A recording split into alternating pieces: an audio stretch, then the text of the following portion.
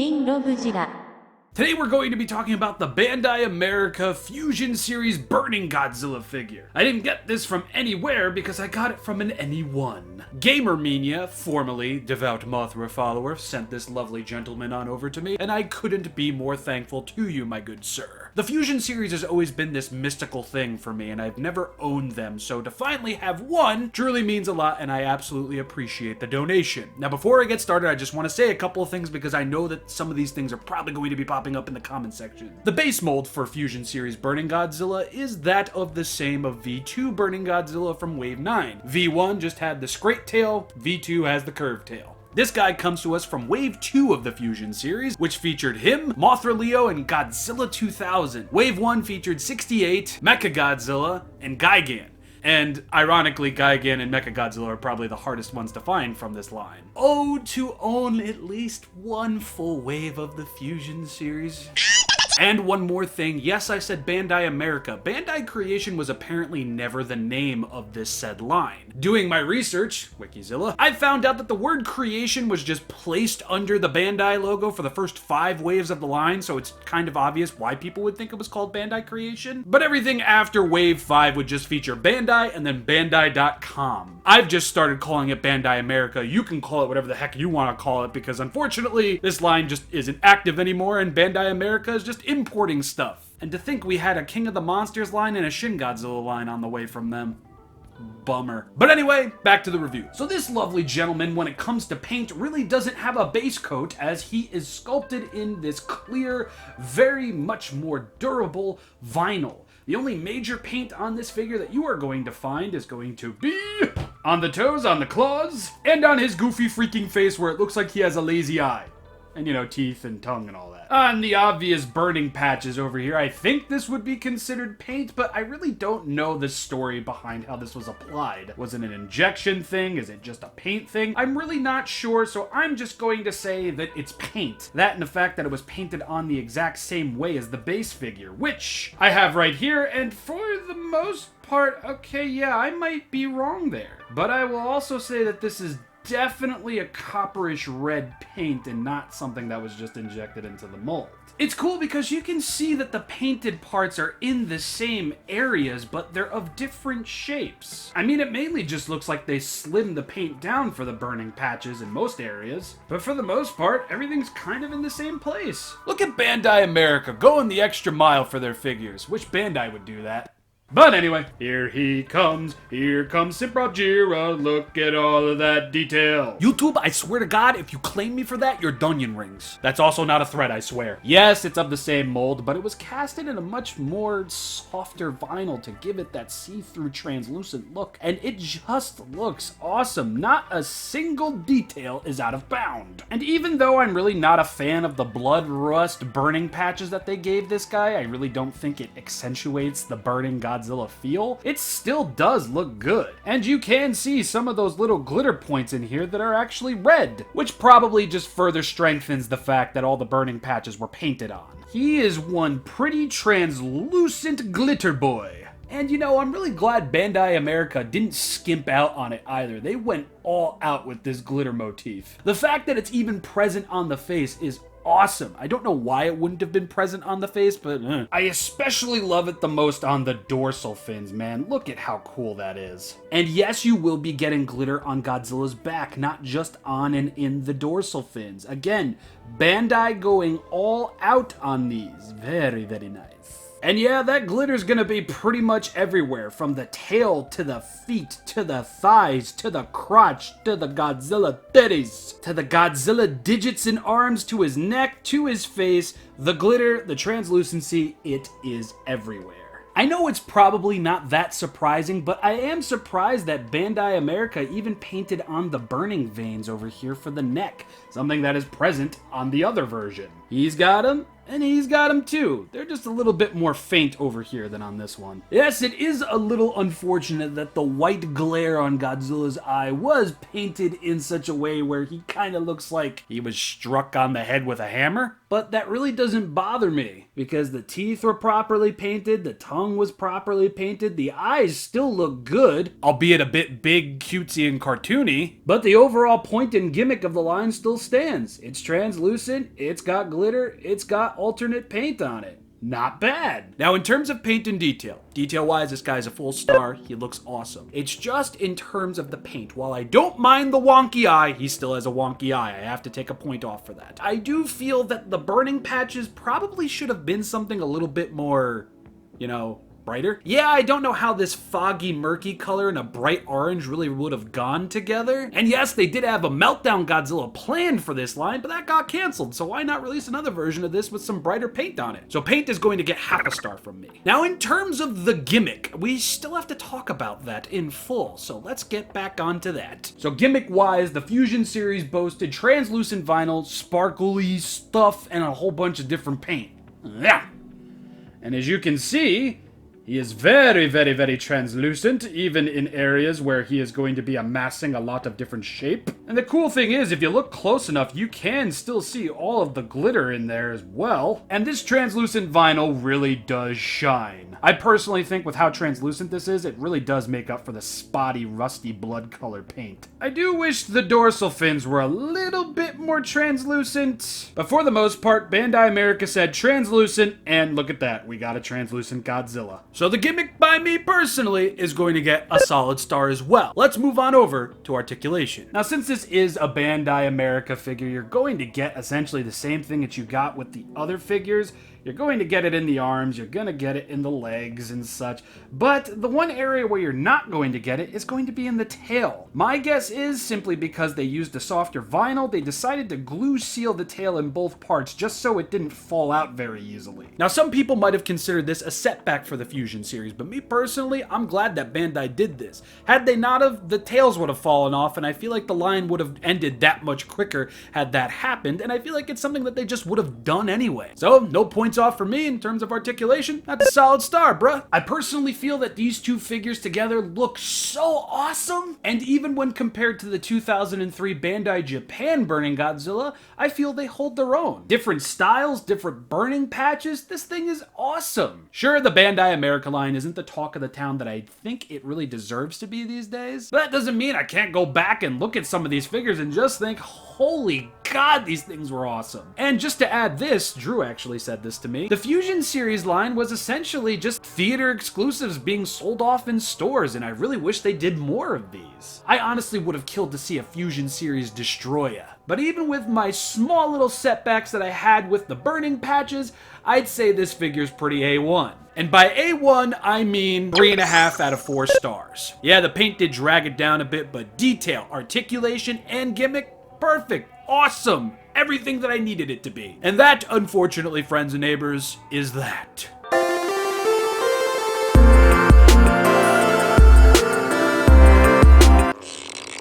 What is it? Yeah, I might have been lying to you all. Drew didn't just send me one Bandai Fusion series figure. He sent me a second one, and a third one. That's right. This isn't just a Bandai America Fusion series Burning Godzilla review. It's the entirety of Wave 2 Bandai America Fusion series review thing.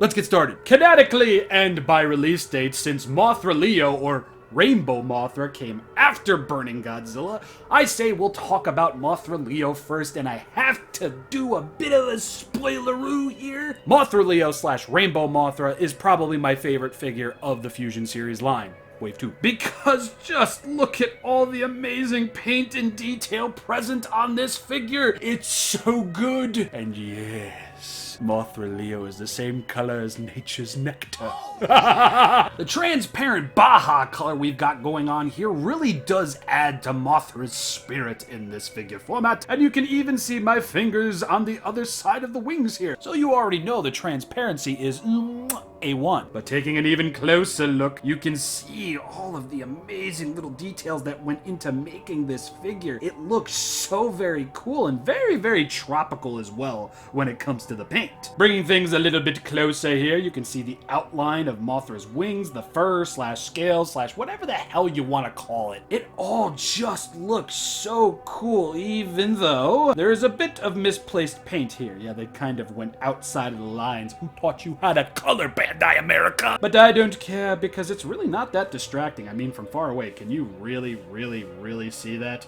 Yeah, a little bit, but screw you. And just moving along over here, it just looks great. Oh my god, I would get down on my knees and praise the moth.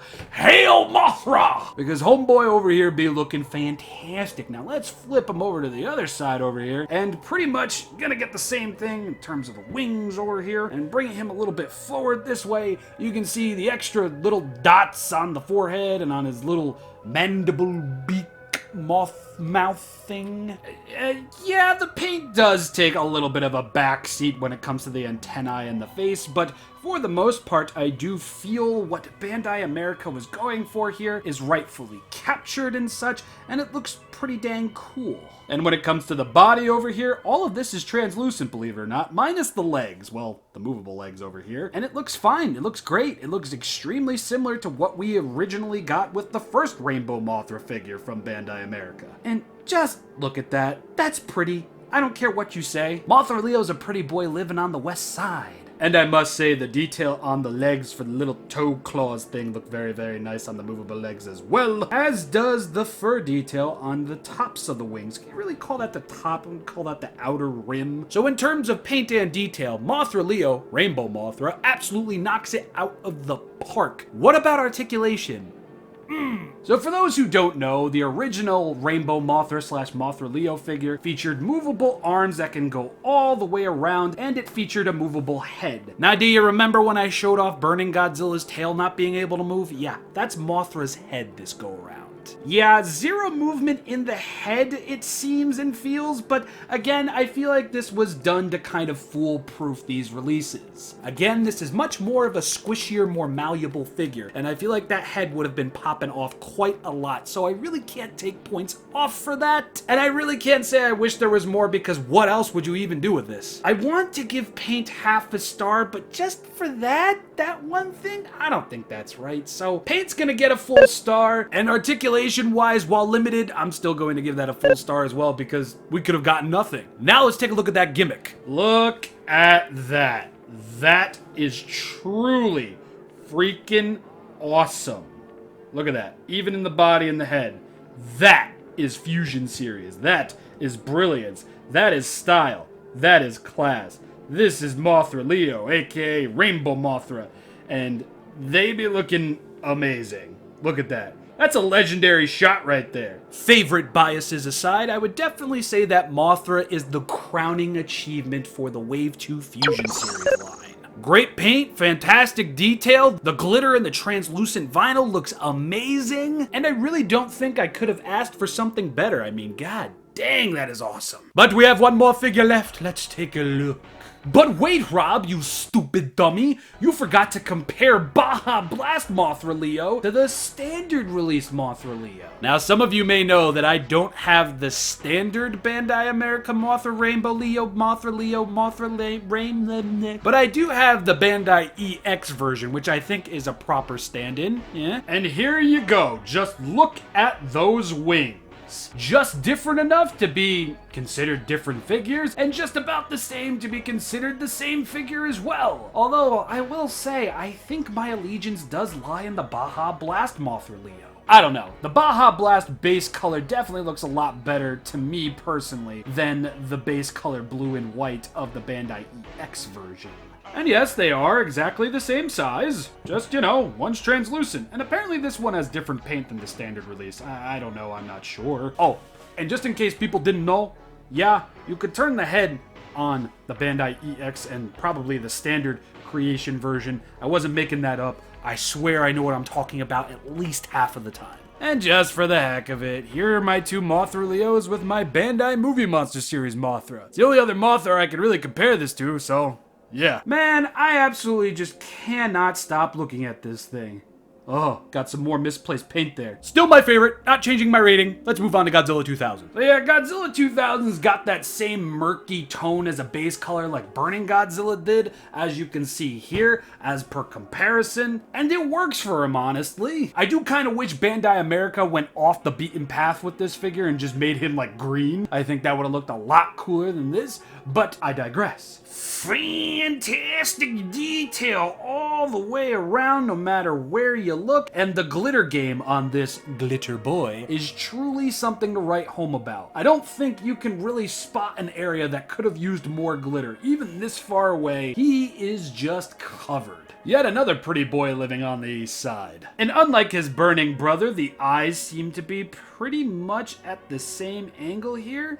I really can't tell if one's more than the other, just because the white that they used on the black for the eye, it's just really, really large. In fact, this one might be a little bit more centered than that one is, yeah. But I'd argue from the front he looks perfectly fine. The paint on the teeth is just fine, got a little bit of a nick there, and that happens with Godzilla Bandai figures from time to time. And for the most part, the rest of the teeth and the tongue look pretty awesome, except for that tooth right there. You could have done that a little bit better. Much better on the other side, if you ask me. The paint on the fingernails is alright, the paint on the toenails is alright. It's exactly like how it was with the Burning Godzilla figure. Let's turn this guy to the side and take a look at these dorsal fins. Yeah, starting on the tail, you can see that this is going to be a very dark and rich purple, which, I mean, yes. I just wish the purple was a little bit more visible to the naked eye, and I really do have to sing my praises for the detail on this thing because god dang, look at that, it is awesome. And you can definitely see more of the purple on the tips of these jaggedy rock formations on Godzilla's back. I know the dorsal fins, calm down.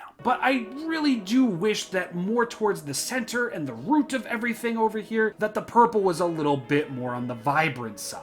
Like, under the right amount of lighting, yeah, you can definitely tell that they're purple, but even from an angle like this, it looks like they're just mostly black and have very little purple on them. And who knows, that might be the case, but I think shedding a little bit of light on these dorsal fins is exactly what we need to do. Yeah, I know I'm kind of going out of order here, but screw it. Look at this. Oh, look at that purple, friends and neighbors. Yes, that is just pretty.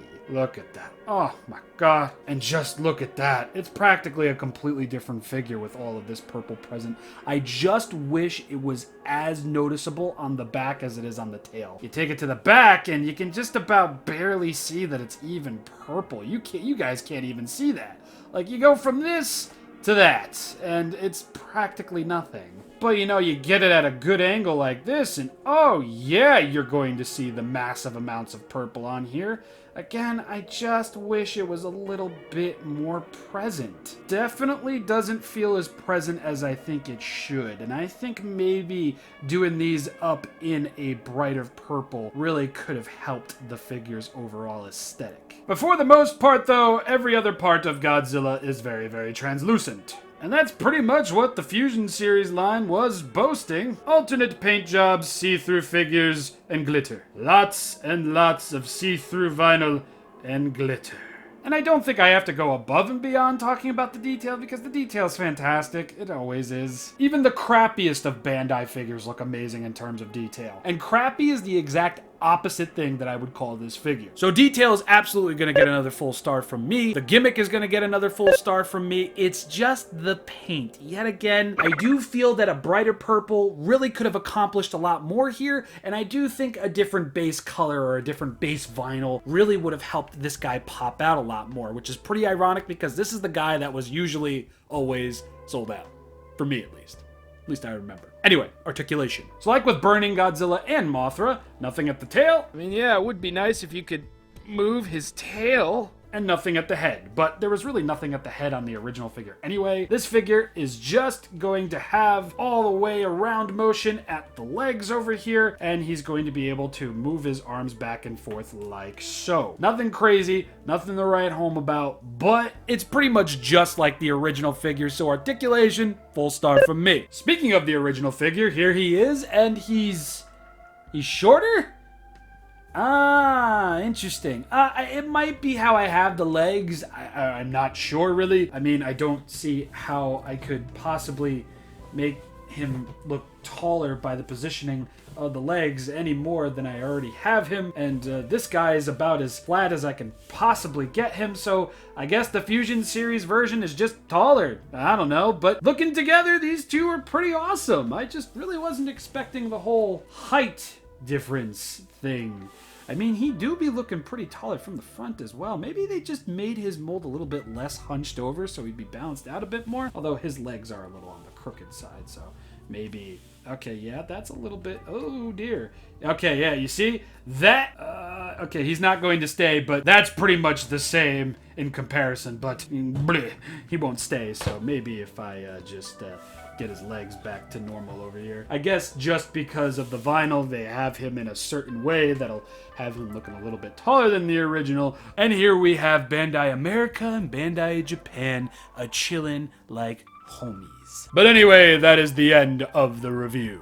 I absolutely love the concept of see-through, glittery, gimmicky figures like this. I'm a sucker for translucent stuff, I'm a sucker for glow-in-the-dark stuff, I'm a sucker for extra shiny stuff, and that's exactly what most of these are. And I really do wish that Bandai America's Fusion series line would have continued on to feature a few more of the molds that they had on hand. And it really would have been great to see a Bandai America Meltdown Godzilla figure. Why that was canceled, I'll never understand. But as far as Wave 2 goes, I really don't have an issue with anything. It was mostly just in the darker paint for Burning Godzilla and Godzilla 2000. Mothra Leo is perfect. Aside from, you know, the obvious misplaced paint and such, I would still call Wave 2 an absolute romper of a wave, and I really only have minor issues with it. The paint could have been a little bit better on the two Godzillas featured, and I really would like to get my hands on the 68 Mechagodzilla and Gigan from the Fusion series line, but, yeah,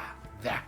Drew, thank you so much for helping this video become possible. Thank you so much for giving me my first Fusion series figures ever. Thank you for adding to my collection, and just thank you so much. I really, really do appreciate it. And thank you all for watching. This is the end of the video, and I'll see you all next time with whatever that'll be.